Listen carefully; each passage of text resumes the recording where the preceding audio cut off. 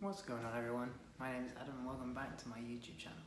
So as you can see by the title of this video, I am going to be discussing my disability and answering some of the questions that I have received off Instagram and talking about what I go through as part of having Erbs Palsy or an injury to my brachial plexus, depending on where you're from and what you refer to as. So let's get started, shall we? So Erbs Palsy, as I mentioned before, is an injury that is caused by nerve damage from the spinal cord that links to the brachial plexus, which is the upper arm portion of your body. So you have 5 nerves which obviously go through the arm and control the fingers, and also the muscles within the arm. And they are from the spinal cord, it goes down, and so on and so forth.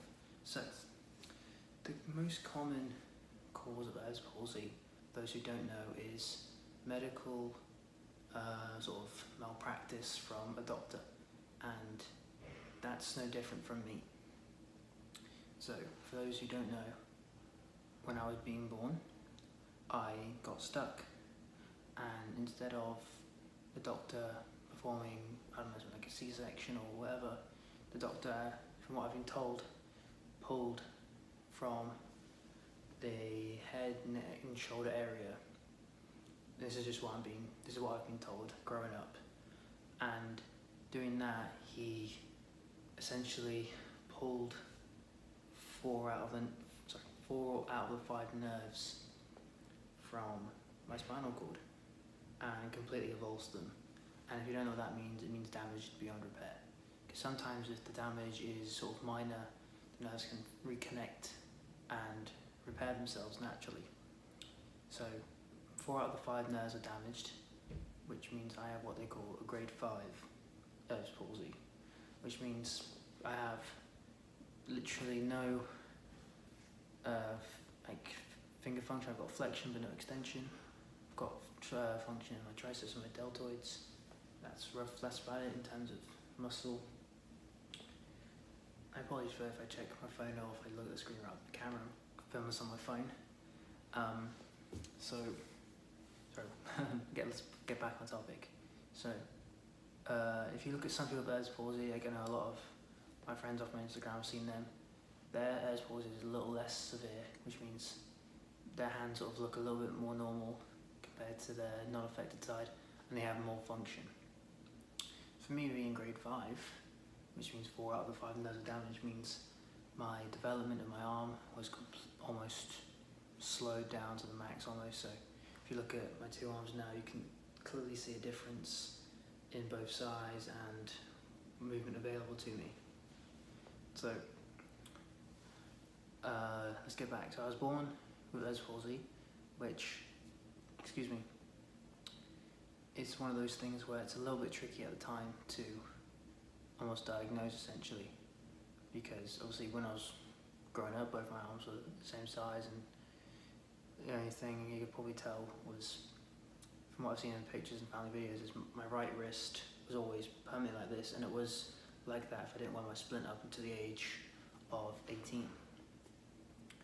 So when I was 3 months old, we got in contact with Dr. Simon Kay in Leeds, who performs an operation called cross-neck surgery.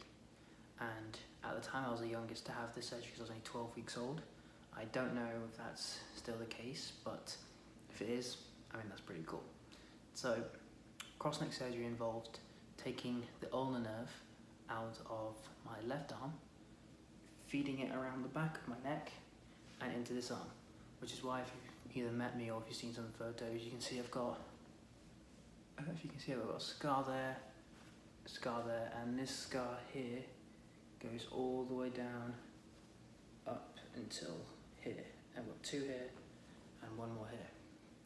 So what that cross-neck surgery was designed to do was to get a nerve impulse through this portion of my arm. It was an operation where they weren't 100% sure on the success rate, and unfortunately it didn't work as planned just because of the severity, can't English today, the severity of the damage to the rest of my nerves. But what I did manage to get was a little bit of finger function. Like I mentioned, I got flexion in my fingers, which is only caused by if I tense this arm, don't know how clearly you can see it, but my right arm tenses as well. So that's the finger function I have. So it means I can still able to grip certain items with my right arm, and I can write. And if you've seen the video on my Instagram, on my TikTok, I have that video where I write a message and I challenge anyone else with a limited function of the finger or the wrist to do so. So a little bit more about some of the challenges I face with Erbs Palsy. So a lot of the times it's things people don't really understand or things that other people take for granted. So dressing myself. Growing up was very difficult. I always had to have some form of assistance to help. And some things to this day I still struggle to do with. So tying shoelaces, I can't tie them properly. I'd have to ask someone else, or I have little life hacks essentially. So if you haven't seen those videos on my channel, on my Instagram, or my TikTok, I highly recommend going to check them out because they can be very helpful. And if you have any further questions on them, leave them in the comments below and I'll be happy to answer them. Or if you ever see me in person, I'm happy to talk to you in person and show you. So apologize if you can hear stuff. I'm in my uni dorm at the moment. So my friend Jack asked me about the challenges I face, and I already mentioned one about when I was young, especially getting dressed was difficult. Riding a bike was actually surprisingly difficult for me. I didn't learn to ride a bike without stabilizers until I was around, I almost want to say 9 or 10 years old, which is kind of embarrassing to most people because most people learn to ride a bike a lot younger than that. But for me, it was all about trying to find that right balance. And I just really struggled with that because obviously my dominant side was my left arm, so I was always drifting to one side, which made riding a bike very difficult. But I persevered, and about 10 years old, I learned to ride a bike. So that was one of the challenges. What else was, even things like eating. Doesn't sound very difficult to most people, but cutting food, I couldn't do it. I had to ask someone else to do it. And obviously you might have seen the video of my fork knife. So that's generic a fork, but the last prong is a little knife. Luckily the blade design means I don't cut myself when I'm using it. But that made it very helpful contribution and allowed me to get a lot more independence because I was able to eat with everyone else. I just only had one piece of silverware. Especially when it came to school, writing was very difficult for me because I'm lacking a nerve in this arm, which means my hand would get tired and cramp up very easily, and I would be able to write possibly a paragraph and then it would start hurting and I would have to take a couple minutes break. But luckily at the time the school was helpful and I was actually able to use a laptop and my iPad in high school. And especially for exams, I was able to type my exams, which was so much easier. So anyone in that situation, talk to your high school, see about that, because there is always a way of getting around things. And don't avoid doing the work. Make sure you can do it. Find a way to do it, and I promise you that will help you dramatically. So, what else? So, sport with Erbs Palsy. It was difficult for me, especially younger, because younger kids I tend to find didn't understand my arm, and they didn't understand what I can and can't do. But that's just a lack of understanding on their behalf, and I think that's acceptable because young kids, they don't really understand some things like this.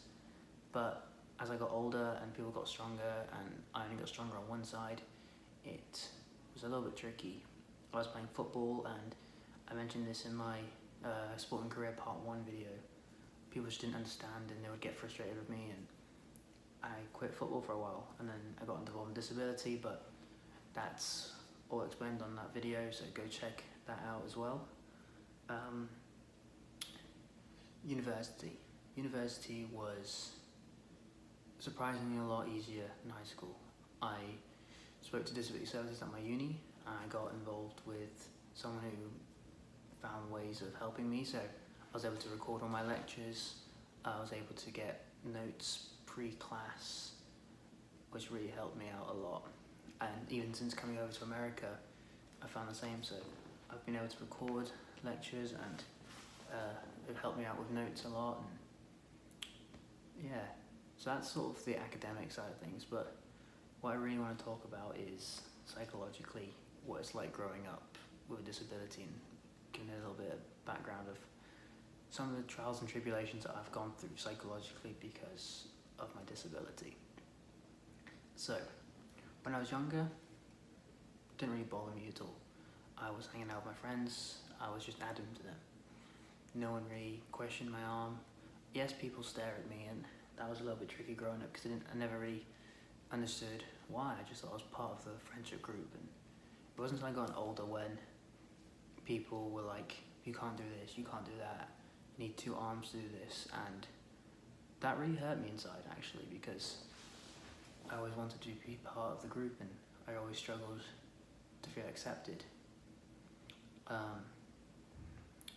Teenage years in high school, I was picked on, I was bullied because I was different to everyone else. I was different because my body looked different because of some of the operations I've had, and the lack of muscle because of the nerve damage. And I became depressed, and my anxiety became really bad, and I was very introverted. I always hung out with myself, and I really struggled opening up to people. And my mental health was bad during the last few years of high school because I didn't feel accepted. I was picked on for being different, and it was difficult. It was, and I stopped doing what I loved. I stopped playing a lot of sport.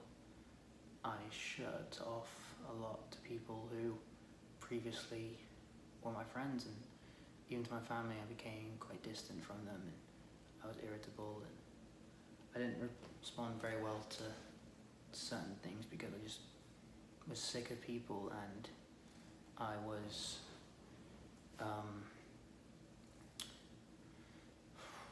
wow, this is a little bit tricky for me actually, because I don't know, I've something that I've not spoke about a lot to people, but it's one of those things where talking about it really helped, and that's what my advice for anyone growing up with a disability or not. If something's going on in your life, talk. I know it's difficult, but talk to someone. I promise you it'll help. So, anything is possible, disabled or not.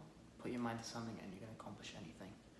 I'm probably not going to edit this video too much because I want it to be as real and as personal, and I hope this video helps people growing up with Erbs Palsy, or any sort of disability for that matter. If you're in a wheelchair, if you've got cerebral palsy, I promise you that everything will be okay, and there's a way around everything.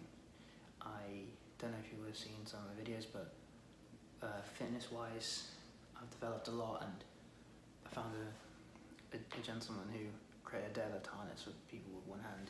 He's an amputee just above the elbow, so I talked to him, made that harness, and now I'm able to deadlift much better, and that causes less harm for me, and I'm able to lift much heavier weight. So there's always a way around something. Please don't make excuses, and don't think I have a disability means I can't do this, because that's totally incorrect. Anything is possible if you put your mind to it.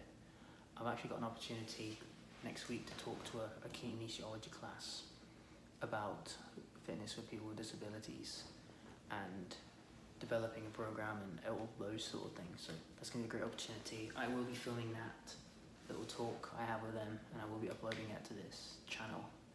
So I don't want to keep this video on for too long, so I'm going to start wrapping that up now. But I do hope you enjoyed this video.